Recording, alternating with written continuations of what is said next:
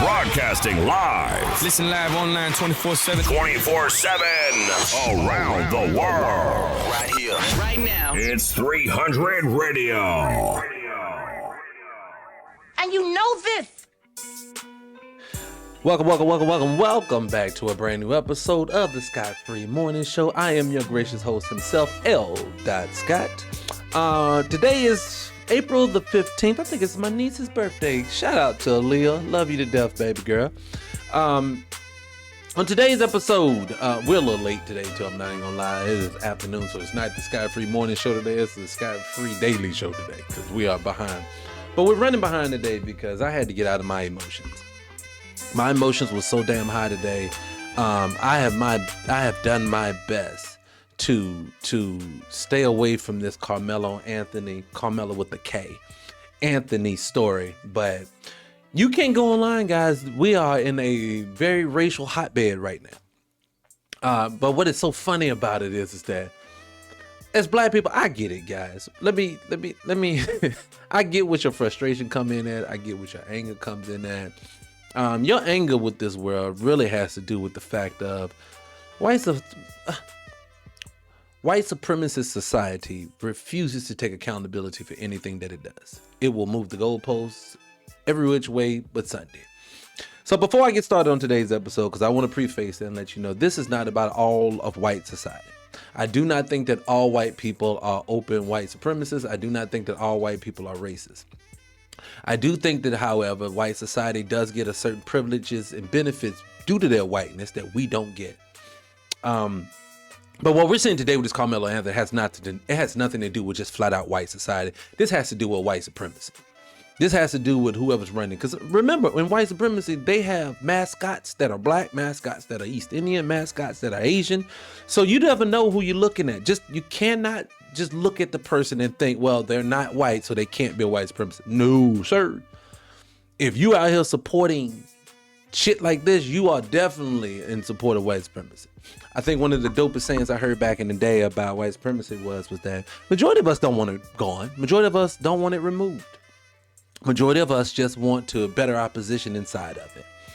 And that is showing today, because I am watching Negro after Negro after Negro after Negro, white person after white person after white person after white person, try to make justification for this. But I'll tell you this.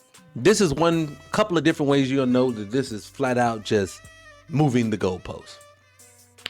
The young man Carmelo Anthony had his bond reduced down to, I think, $250,000 the other day by what looks like a black judge. Why is the judge catching death threats? Let's look at the fact. I'll give you a clear example. What is the judge name in the Kyle Rittenhouse case? What is the judge name in the Daniel Penny case? What is the judge name in the George Floyd situation case? I can't think of the guy's name who actually killed him, and that's sad that I don't even know his name. I should know his name more than I know George Floyd's name, because he is the perpetrator. But for some reason, whenever a black person gets some love in the court system, they come after the judge. Judge Olu Stevenson, same thing, the black guy. I forgot what state he's in, but he was constantly trying to be fair across the board when it came to race. Then they try to get their brother removed. What's the sister's name? What's her name? Marilyn Mosby. When she prosecuted those cops that they killed Freddie Gray back in the day. I think that was in Baltimore. Now, this woman looking at jail time over some type of money laundering scheme, but it had to do with her own money. Come on, man. What it is that black folks are supposed to be at the bottom at all costs. At all costs, we're supposed to be at the bottom. And if we refuse to stay down there, any person to help you, you're going to be removed too. It's showing every day. I'm on Twitter this morning, and I'm just so happen to be in the thread that Charlie Kirk put up. And it's so funny because I've listened to people like Charlie Kirk and Ben Shapiro and other guys like this speak. And when they speak, what gets most people is that they can sound very intelligent when they're talking about certain subjects. I heard Ben Shapiro smash this whole group of people that were leaning towards transgender, and he kind of attacked that subject. He sounds very articulate and intelligent when he speaks, whether you agree or disagree about it. But when it comes down to black issues, everybody gets dumb. Everybody can't seem to see logic and reason. It's just that he's the black boogeyman. I'll give you a clear example of what I mean. Just some of the first quotes, some of the white supremacist people in this thing. Just some of, I'm reading them right now. I should put them on the screen, but fuck this. I'm gonna move on. I don't want to stay here all day. But like this one guy, Sergeant Willis F4. Sergeant Willis says, black privilege is the ability to break any law in society and still remain the victim. Well, I'm sorry. Let's trade places then. You go be the victim, I go be the white supremacist. I guarantee your black ass or your white ass will get back on the other side of the fence. That's how it goes. Please miss me with that. That's one comment. That one triggered the shit out of me. I heard one talk about January 6th said, so this guy gets to stab someone, but January 6th, all they were doing was just going in, breaking in and taking a couple pictures inside of DC. And I'm thinking to myself, so it is okay because I'm upset about who won the election for me to break into into an official building and take pleasures with it like I want to, just because I want to, just because I'm aggrieved. That's what I'm trying to say. Damn, couldn't get that. I'm so upset. Let me calm my nerves. It's just frustrating, man. It's just very frustrating to watch. I constantly hear people say things like, can we just move past race? No. When your ass refuses to repair, rectify, or even change your behavior, I'm not moving. The only difference I need for black people to do in today's world is this. We have to get to a point to where, fuck them. That's what we have to get to a point to where it's fuck them. Fuck them. I would say to white people, fuck what you think, what we think. We need to stop talking to each other. For some odd reason, for 400 plus years, black folks and white folks cannot talk to each other and get along. White folks going to see there'll be one situation, white people will see it one way, black people will see it another way. The only difference is that's what they want you to believe. That is just a difference of opinion. That is bullshit. That is just like in today's society when they say things like my truth versus your truth. No, there is no subjective truth. There is one truth, and then everybody else is an opinion. And so in today's world, I'm a little frustrated watching people argue with these people. Don't argue with him. He's going to move the goalpost. I can guarantee you this, but we never gonna get this situation, but I can damn near guarantee you this. Let this situation happen again tomorrow with all that we know. But let's switch the players by race in the positions that they're currently in and watch their very same people talk about how big bad the boogeyman of the black man is, how he's a super Negro and he had to be put down. Why did he have to be? This man can be in anyone's tent. It's just a high school game. It's not trespassing then. It's funny to watch. It's just funny to hear people make justifications, lie. I'll give you an example. Matter of fact, I may do it, I may not. I don't know. No, I don't want to do that because definitely I got a copyright strike playing other people's content. So I'm going to keep it here today. But I was listening to a Tariq Nasheed's Twitter space the other day, and this white lady called in. Matter of fact, I can show you her. I'll at least show you the thumbnail from it. The thumbnail from it was this, if you're looking on the main screen. This hostile Karen says this about black America. Or it says this about black people. And this woman proceeds to call in, and she comes in good faith. Hey, I just want to talk, just have a conversation about it because it seems like we're missing things. And then she proceeds to embellish and lie and add things into the conversation and say things that were in the police report that wasn't in the police report. And the one thing the white folks always love to say is we need to wait for more video evidence and we need for everyone to do their due diligence before we jump out the window. Then why is the black judge that gave him a reduced bond after she looked at the case getting death threats? Are you going to say this to the people who are giving her death threats? We need to wait and see what happens. Obviously, she had some type of information that we don't have. So that's why the bond. No, you didn't give a shit about any of that. You said she's black. She reduced the bond of a black person. She's obviously someone this nigger bitch needs to go. That's what I've been reading over and over and over again. So what I say to people is that you can't please these people. And you're going to have to get to a point where you have to stop caring what they think or say.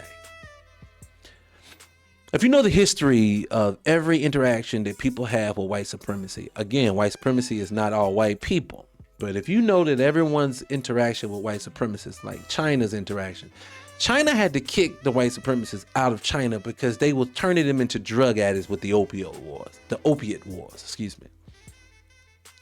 The Australians got wiped out, or the Tasmanians got wiped out completely dealing with these people. The Australians almost got wiped all out dealing with these people. Black America had their entire existence erased from history. We can dive into it if you want to, because the history of us just being slaves from some fake, I don't want to say fake, but just saying we're slaves is not enough. That discounts everything that we built on this soil before slavery even started. Yes, we were here. Ask any person and any explorer that actually saw or came to the Americas before white people did. They said the same thing. We're not going to discount them just because white folks don't like that narrative. If you don't like that narrative, then you need to go back and read a book until you do like that narrative, because we're not going to sit here and lie just to make you feel better. I'm sorry you didn't build everything. I'm sorry you're not the greatest thing on earth. I know you think you are, but you're not. Because if you were, you would be producing it now. You can't. Explain to me this. I'll even say this so much. This is how, well, I was going to go off on a tangent about Black America because I love my people. But no, I won't go there. I'll just stay on the topic. I'll say what we need to do is we need to remove ourselves from arguing with these people. It is unproductive. It actually gives them a way of just trying to study how we respond. No. If someone does something, we stand on our square. We back the black person that's doing it. I'm talking about completely. And if they have a problem with it, let them have a problem with it. If the NBC wants to talk about how bad black people are, let them talk about it. We need to build our own. That way we can show us in the light that we're supposed to be in. We're very amazing people. You know how I know we're amazing people? Black America I'm talking about right now. You know how I know it? Because even to this day, everybody still emulates us, even though we're the culturalist people, as you say. If everyone else contributed to the world more than what we did, why ain't nobody trying to be like an Australian? I don't know what people in Australia listen to. They know what we listen to. I don't know what China and people in China are listening. I know Chinese people are listening to us. I don't know what they're listening to in China. I know that we're not caring about how trying to look like an Asian man, but they're trying to look like us. I know white people's hairstyles, the East Indians' hairstyles, all that comes from Black America. And don't tell me it don't, because it do. The goatee, the beard, the crispy, sharp edge up on your hairline, that's all Black America. Brother, we're stylish. We are an amazing group of people. Of course we are. That's why everybody wants to be next to us. This soil is our soil. So everybody comes here. It's the greatest place on earth. Damn it, this is Disneyland for the world. Now I'm just going to need us to step up and take care of our business and do the same thing.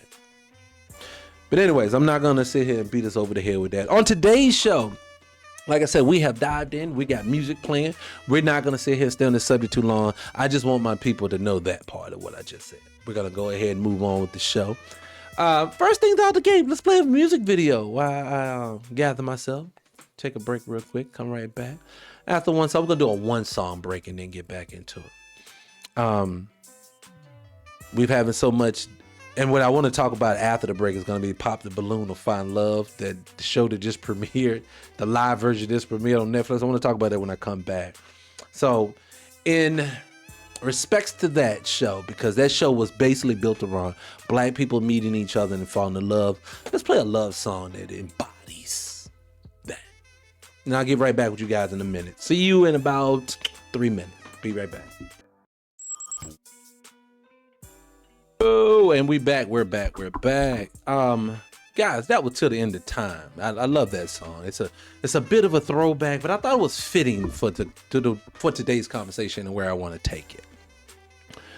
Guys, if you've been living under a rock for say the last year or so, there is a really popular show on YouTube named Pop the Balloon or Find Love. Now, this is an ingenious concept, and it took the lady's channel, I think the lady's name is Arlette, took the lady's channel to a great height. She was pulling in like 1 million views per week on this show. Great show. And just to the theme of the show, and just like in white supremacist culture, and again, white supremacy doesn't mean all white people. There is a group and a mindset that is on white supremacy. Black folks can't have anything. They want a piece of it. And not only do they want a piece of it, they want to kill it. See, what people don't understand about when we do something successful and the importance of holding that and not selling to white people is for the very reason what happened with this show. Let me explain what I mean. This show right here was doing so well just dealing with black people. 1 million views per week. Some news outlets don't really do that. So to know that you, Arlette, or the people watching the show is doing it, that means black folks have made something again fire and popular. And what happened is that when I heard that Netflix was going to have their own live version, I said, okay, all right. So Arlette and them is blowing up so much they want a piece of the pie. But be lyrical, and here comes white money, here comes a problem. And needless to say, that was an understatement. This is a all-black show. Black hosts, black contestants, male and female. The concept was good. It was great. It was about each other just getting to know each other. But people, that ain't what the fuck what Netflix put on the other day. But I knew it was going to be a problem. When I saw Yvonne Orji was going to host, I was like, oh, this is not going to be good. And no, this is not to denigrate or shit on Yvonne Orji. I'm not a huge fan of her stand-up. She did a good, decent job on Insecure, so I'm not knocking her for that. But when it's something about the mindset of a non-black American who, let's just go and keep it against. One thing I told you, I'm an emotional podcaster, but I am a truthful podcaster.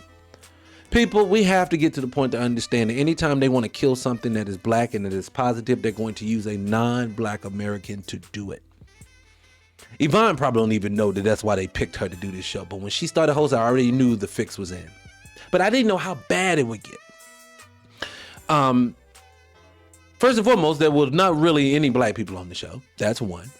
How does a show that became popular with black people do Netflix feel the need to then take it and put other people on the show and think it's going to be as successful? Black folks are not going to watch this shit.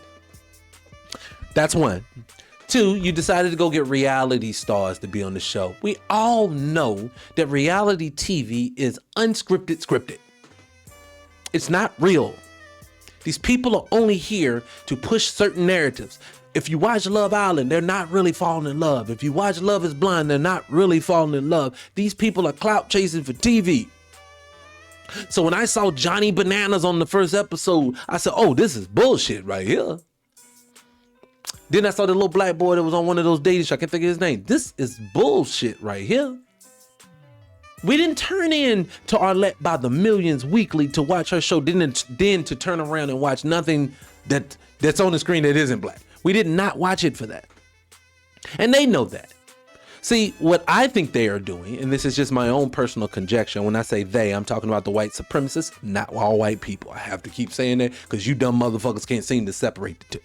Not you, smart ones, talking about the dumb ones, okay? But when I watch the show, and I see all of these white people on the show, I know that means they're trying to kill it. They know that if white people were very popular in the show, they would have done their own version. I think the only reason why, let me say it this way because I got sidetracked. The reason why I know that this is about killing Arlette's platform, and I would speak directly to Arlette and her husband, and I would say, you guys made a crucial error, but I would have probably made it too if I didn't understand it. When Netflix or any big money come calling to black people, for one, there's value there. Okay, remember that. They only come calling when they see value. And see, when black people do something that's valuable, white people get very upset because if they don't own it and control it, they're very worried about where it's going to go. Letting them independently on YouTube made a fortune off of this platform. When they bought in, I knew it was time to kill it because they've always done it. I'll give you examples. The black hair care, natural hair care business was booming, say 10 years ago. But the oldest of them all is probably Carol's daughter. Excuse me, I got the burpees. Carol's daughter is a very old brand. I think the lady was out in New York. When she sold, her business died. Then here comes Shea Moisture, another big company. Shea Moisture sells, it dies. BT. When BT, before Bob Johnson sold it, it was the #1 platform that black people went to watch shows. Now that he does not own it, it died. Viacom bought it.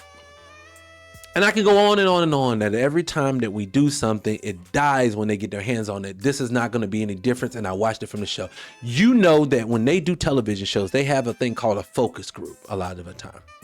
And those focus groups, it's basically supposed to put people in the room and give their honest opinion about it. They didn't do a focus group on this, or they did a focus group and they're doing exactly what they wanted to do. They want to kill our Let's Play program. And the only way that they could kill it, they had to attach them to it too. See, they could have easily just done this type of show and moved on. Remember, there's multiple shows doing Pop the Balloon to Find Love. So why did they have to attach Arlette and them to the show? Because they're trying to kill Arlette's platform because she's too successful independent of them. You can say, now why do you say that? They could literally just want to make it pop off. Then why didn't you keep the concept of the show? If it was about the concept, if the show was so good, you would have kept at least majority of the concept of the show. You didn't keep the format of the show. You didn't keep the host of the show. You didn't keep the contestants that were on the show. This is crazy to me. Now, we've only had 1 week. So I know it has up there like 5 episodes are going to come. But I'm going to tune in again this week. I think it's tomorrow, the day after. I think it's Thursday. It's Tuesday now. And I'm going to watch it again. But I promise you guys, just like this, they're going to run this in the ground. Arlette, I will tell you, baby girl, that even though you have your current show still on the air, please keep that on the air.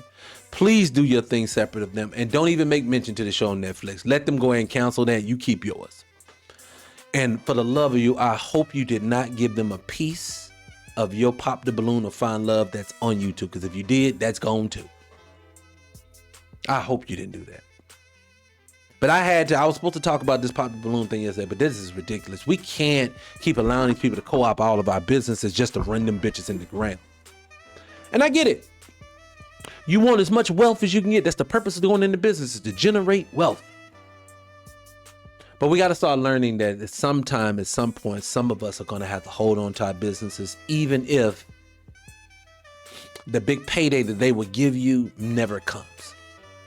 Because what in actuality is going to have, it may not come today for you in your business, but it may come for your child if you pass it to them, or come to your grandchild if you pass it to them. They'll eventually get it if enough generational wealth is passed down in our culture and we keep it tight, close to our chest. We'll do well, but we're going to have to do it that way. But I digress. But I just wanted to make mention to that one right then and there, because that shit is just crazy. And I wanted to talk about that. So in the theme of love again, let me see. What do I want to play today? You know what? I feel like being a little sexy with the next track. Let's go with, you know what? Let's surprise myself. Let's go to the next song. Let's see what's playing, and then I'm going to come back. I'll be back in about 3-4 minutes, guys. Holla at you. New school. Always plays the new music first right here. It's 300 Radio. And we are back. Guys, I need a haircut, guys. I just got one, but look, if you want your hair to grow fast, get this thing called colostrum fluid. It's the same thing, colostrum powder, excuse me. It's the same thing as colostrum fluid that what a mother secretes out of her nipple when she's giving breast milk to her babies. Man, this stuff has so much benefits when it comes to it, but the one that I'm loving to death now, but this bitch is getting out of hand. My hair is growing too fucking fast. This hair is getting out of hand because of this colostrum powder. But yeah, get you some, if you're struggling with some alopecia or whatever it is, get you some colostrum powder. Just a little knowledge nugget for you. But anyways, guys, what's up? I wanted to tell you this. I'm not gonna hold you guys too much up to date because I really don't have anything to cover much of anything. But so today you're just getting some of my thoughts and opinions. Another thing that I wanted to talk about, I was just thinking about on while I was watching that video, was that WrestleMania is this weekend. I was looking at that. I got a wrestling show. I got a podcast I have to do later. And whether you know it or not, I'm a big wrestling head. Let me how many people in here right now? It's 164 people in the queue. We had over 2,000. Y'all guys was very upset with me about what I was just talking about, weren't you? But WrestleMania is this week. I'm a really big wrestling head, so I'm gonna go do that. So I'm excited for that one. Side note, since I brought it up, fuck it. I don't care if y'all watch it. I'll watch it. If you watch it and you are watching this, bravo to Trinity, aka Naomi, or Naomi, aka Trinity. I can't remember which one is her real name, which one is her wrestling name. But shout out to that sister. I go back and forth with my sister and my daughter all the time about race relations and wrestling and how poorly they treat black people a lot of times in wrestling. We're afterthought. We're a lot of times used in sports, just like in every facet of life, to build up a lot of momentum, get a lot of attention, and then we'll remove you and then put somebody of another race and ethnicity in that spot. If you know anything about wrestling, wrestling is a heavily white male dominated industry. And nothing has changed to this day. But I think what trips up a lot of black people when they're watching things like wrestling is you see black people on wrestling. And so you're like, if they're on wrestling, we having progress. If you see them with belts, we having progress. But like I tell my co-host, Miss Lovey, all the time, who's not here today, she'll be back tomorrow. Like I tell her all the time, we measure success basically by a handful of different models. One, how much money you accumulate and earn. And the other one is about accolades. What's the success rate that you get? And for black people in wrestling, you're never the highest paid or nowhere near the top. And if you are, you get one. You got to remember, the one nigga thing isn't a good thing. That's a negative. Anytime you can specifically name the one black person or something, or the first black person or something today, that's a negative. It's not a positive. So that's one of those mind trippy things. Remember, we are an amazing group of people. There's no way in the world people should be able in one breath tell you white supremacy died under Obama. We got a black president. There's no more racism. But at the very same time, we're still talking about the very first person of a black person to do something. That shit doesn't even make sense. If racism would be dead, like I said earlier, Carmelo Anthony would have never got arrested. It is what it is. But I want to say big up to Trinity. And the reason why I say I want to say big up to the wrestler Trinity is because, baby girl, they made you an afterthought. You have always been, since you've been there, one of the most athletic. Body is banging, so let's go and say that. I ain't blind.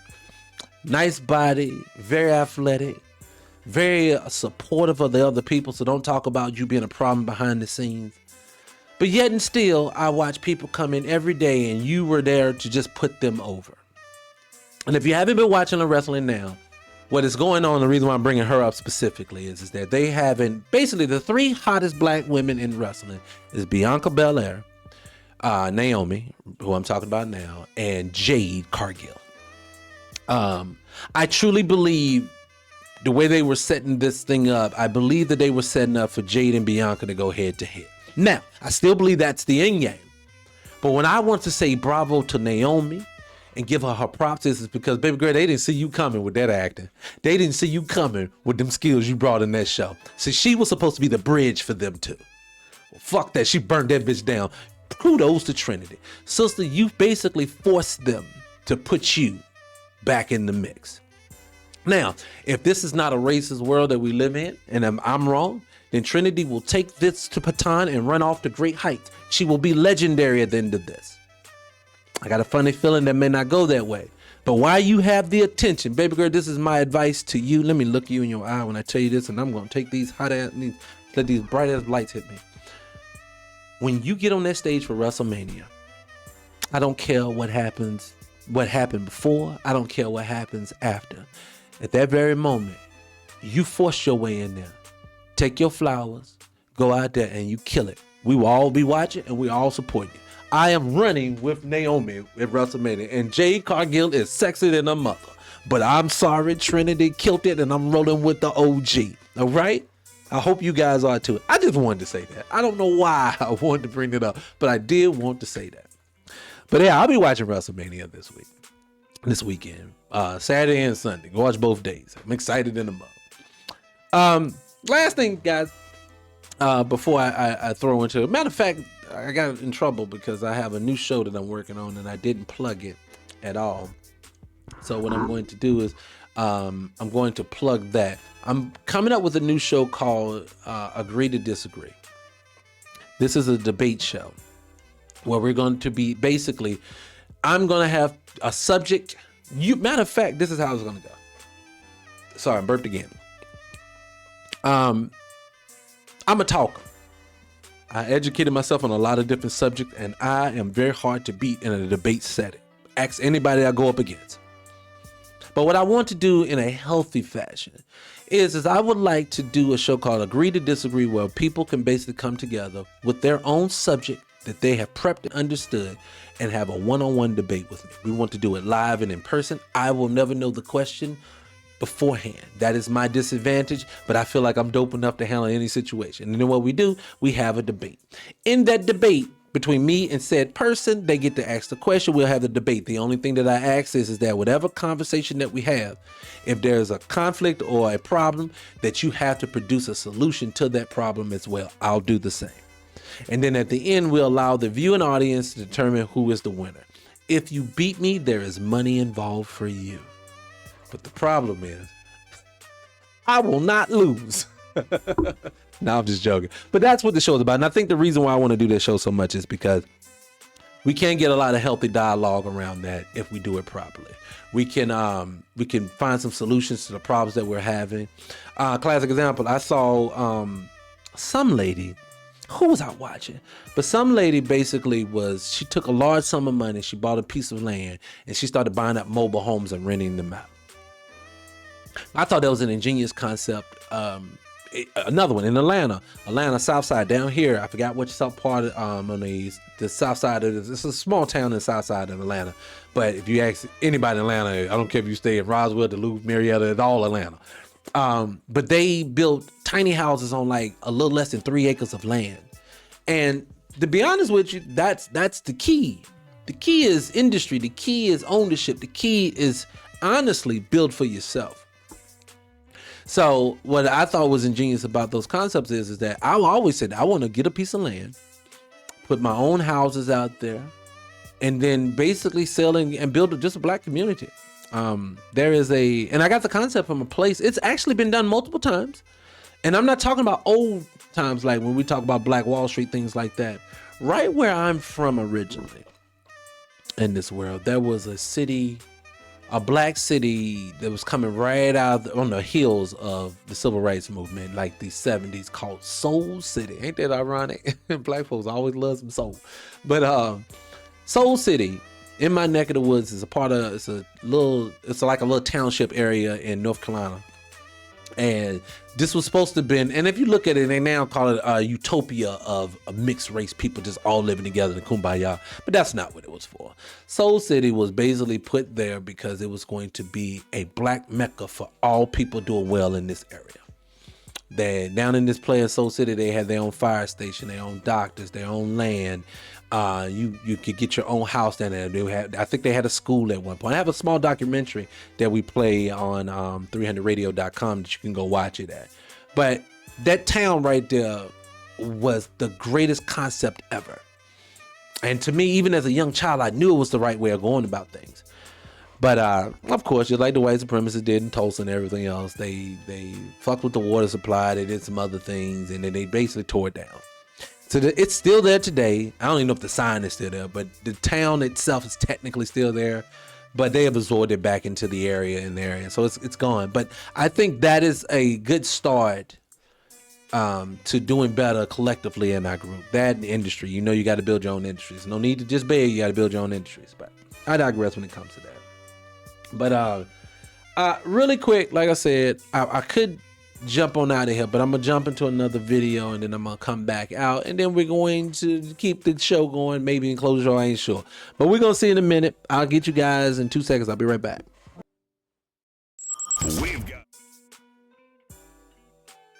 Hey, I always forget that shit for some reason. All right, guys, we were gonna go for a while today. I was potentially going a while today, but I got a call from a potential podcast, nationally known podcast that wants to do business with your boy. So I'm gonna dive in there and see what he is, and I'll tell you guys what the conversation is like. I gotta get on a call with them in a minute, but I did, and let me say this before I get out of here. So that's what I have to take care of. So I'm gonna go ahead and run. But before I run, I had to address this. I always tell people, if you know me, I'm not the type that's going to be in my comment section arguing with faceless people. It takes a lot of effort, energy, guts to basically get on this place and give your opinion in such a hostile world that we live in. And it took me a lot of years to get to the point to where I was okay with people not being okay with me. And I'm at the point now, saying my life now, if you fuck with me, you fuck with me. If you don't fuck with me, you don't fuck with me. It is what it is. I really could care less. But I did say that if I did have someone challenge me in real time, we can talk about it. And I had someone jump in my mentions just off of what I've said today and basically tell me, if it's so bad here, I need to take my ass back to Africa. And of course, this was a Caucasian person who said this to me. And I wanted to address this young man. Let me say his name. Mr. Karen. And I call you Mr. Karen because you're acting like a bitch. Okay? And I didn't mix words when I said that. I meant what I said. So, Mr. Karen, listen to what I'm ready to tell you. My people are not from the continent solely. My people are from this soil that you are calling home to yourself. I'm going to give you guys a piece of game. I'm not even going to direct it at Mr. Karen. I'm going to talk to my viewing audience, and then we're going to move on. I don't want to be a hypocrite. When I just said earlier in this show, we don't address people. It's time we move on from these little hating ass people who just want to hate on our culture. So this is what I'll do. I'll talk to my people on my way out the door. To my people, my Black American people, you are some of the oldest people on this planet, and especially some of the oldest documented people on this planet. Go on Ancestry.com, put in your parents' name, and then watch the magic happen of how many years and family members that you're going to find. If you're Black American, you're going to have a lot of family members. I'm on my 10th or 11th grandparent down the line on one side, like 9 for 10 on the other one. We go back 1600s. I even got one that goes back to the 1500s on paper. And what I would like to say to the world is this: you are the only group of people who can do that. When people from the dominant society tell you that you need to go back to Africa, when their ancestors more than likely got here in between 1890 and 1920. So that means that majority of these people don't know where they come from. And I can prove it. The next time you have an argument with the white person, because I know you're still going to do it, ask them when they tell you to go back to Africa, say this: what part of Africa do I go back to? Because my family's been here for thousands of years. And for you, to this white guy, ask him this question: what part of Europe did your family come from? All he's going to be able to do is tell you is a region. I don't even think they really know. Family, once you dive into history and start understanding the way history works and moves, you understand these people do not know where they even come from. I'm going to say it out loud. White people, majority, do not know where they come from, and majority of them have not been in this country for hundreds of years. Majority of the people that you see today that are classified as Caucasian got here between 1890 and 1920. And when they left the slums of Europe, when they got here, they left any and everything behind. They know nothing about their past. If you do not believe me, go watch Finding Our Roots and watch how they have to be told from a TV show what the fuck their lineage is. But these are the very people that are telling you who your ancestors, whether you believe it or not, that your people were here before slavery. Your people have been here at least since slavery. So that means your people built this place up before their people even thought about getting on a boat and coming here. So when someone tells you need to go back to somewhere else, you tell them, family, I built this place. There's no photos of my people coming, but there's photos of yours. You're a new booty in this place. So since you new booty, shut the fuck up talking to me. And with that being said, we are out. I will catch you on tomorrow's show. I love you. Be peaceful, be grateful. And if you can't do anything else, be scot-free with your way of thinking. All right, guys, I'm out. I'll catch you on the next one, okay? Peace.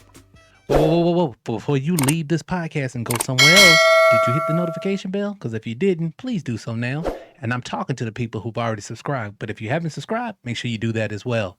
Hit the like button, and I'll catch you on the next one. Peace.